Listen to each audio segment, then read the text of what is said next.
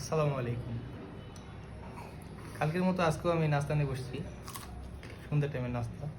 এরা সবাই জানেন এটা হচ্ছে নিমকি।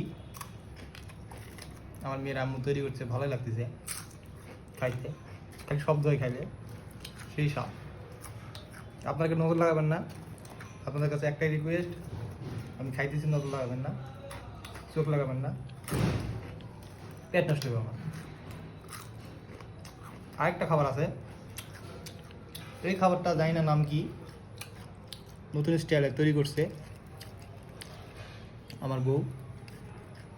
আপনারা যদি পারেন তো এটার নাম দেবেন, একটা নামটা কি ভালো নাম দিবেন, কিন্তু উল্টা পাল্টা কোনো নাম দেন না আবার হাজগানি করে।